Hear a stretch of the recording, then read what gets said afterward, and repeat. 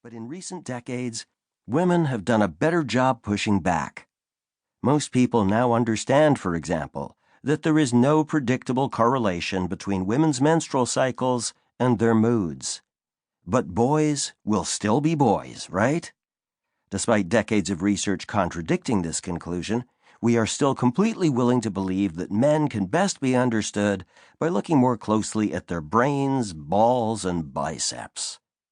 Every day, people are confronted with biological terms relating to hormones, genes, heredity, and evolution as they try to comprehend male sexuality and violence, as if these biological clues explain what makes men behave the way they do.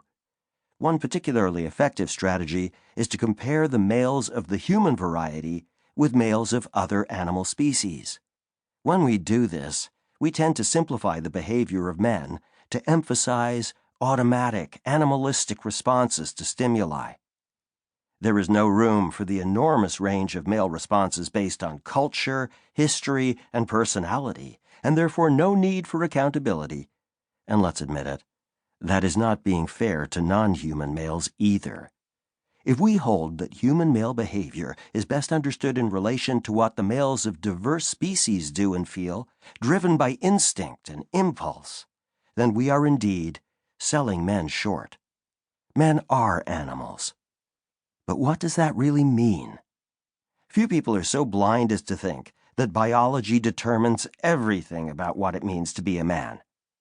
But how many of us can claim not to harbor more than a sneaking suspicion that men's physiology explains a lot of their behavior? It is difficult to resist the tidiness of biological answers to life's big questions. Witness the popularity of the genealogy companies 23andMe and Ancestry.com, which make millions of dollars by indulging people's beliefs that their DNA tells them who they are, and that their personality and character are somehow rooted in their ancestry. How we talk about men, even in a casual or offhanded way, determines what we expect of men. Take testosterone.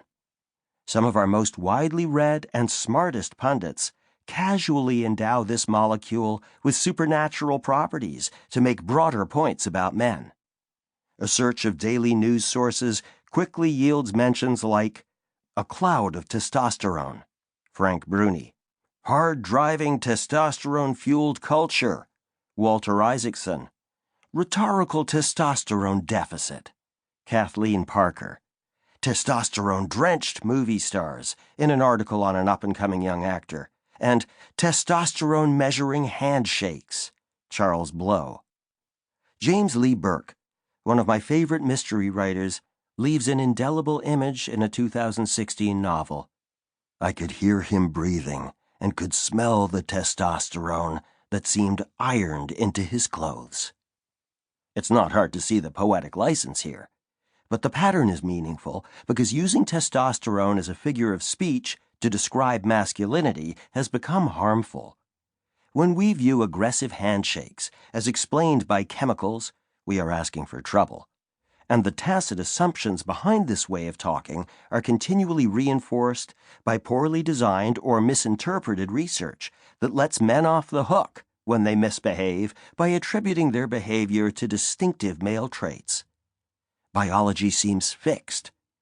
So by gluing it to male behavior, men can be exonerated for acts associated with male excess, particularly sexual violence. To the extent we believe in biobabble about men and their behavior, we naturalize patriarchal relationships themselves. What people believe about the intrinsic, natural characteristics of men has direct implications as much for political process as for our interpersonal relations, sometimes in related ways. A young man came up to me after a lecture I gave in the fall of 2017.